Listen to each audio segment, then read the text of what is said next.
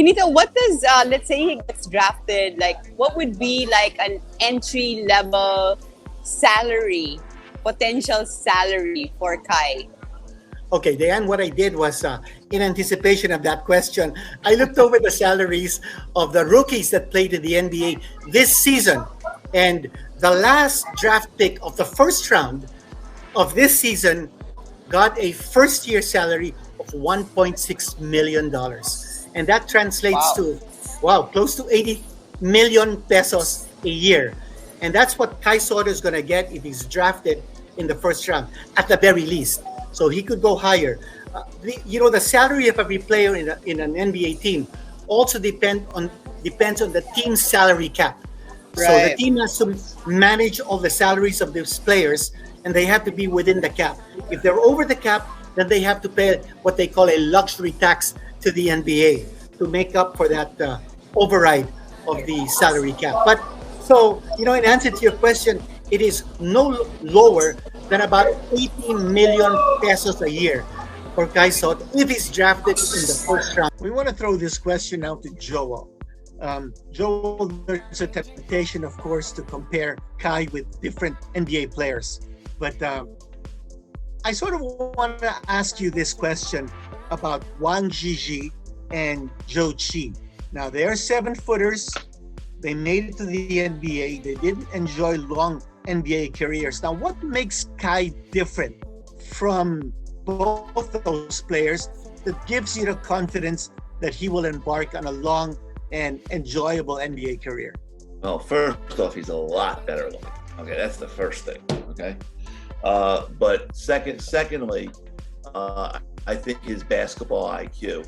What the average person doesn't realize about Kai is he's an unbelievable passer. And when you say someone's an unbelievable passer, it's not only the passes you make, it's the passes you don't make. And that doesn't necessarily mean a pass that leads to a turnover. It means passing to the wrong guy in the wrong place. You can run your offense through Kai. And that is not something you can say a lot about a lot of front court players in professional basketball.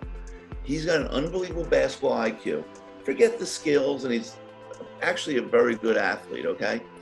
You can run your offense through him, and he will make the right decisions that will not only help your team score, but not help the other team. And let me ask you a question, Juanito. Okay, you're a knowledgeable basketball guy. I've done this kind of work here because I'm basically a geek and I have no life. So I do all this statistical work. What is the number one statistic that has the most importance on whether a team wins or loses the game, other than obviously points scored? But I'm talking about an individual statistic. What do you think that is? What statistic has the most bearing on whether a team wins or loses games? I like assists because I feel that an assist can give you a high percentage field goal percentage, and it's a key to making you play as a team. Great answer, completely wrong, but a great answer nonetheless. Right? All right. So it's not only a great answer, it really is, but at the same time, it's a really smart answer. It's completely the opposite. The answer is turnovers. Okay. Because turnovers lead to not only your team losing a chance to score, but giving the other team usually a higher percentage of scoring than they normally would have. Okay. And because Kai is a dependable person to pass the ball, and remember I said not only make the right pass, but not make the wrong pass. That's just as important, okay? He's going to be incredibly valuable to an NBA team winning because he can do that. And there's very, very, very, very few players his age, his size, his position that you can say, we trust to make those decisions. So it's really that, as good as his little left hand or his right hand flip shot is, or his 3-point shot, and that's all great, okay? It's all good. The single thing that makes him different than every other player is what's between his ears. It's his basketball IQ. Can I add something to that? Just because Zhou actually came to the U.S. to Atlanta to train when he was 16. And so we got to see him at a very young age and for a few summers. And you see him, and similar to Kai, you're like, wow, super long, really skilled. This kid could be pretty good.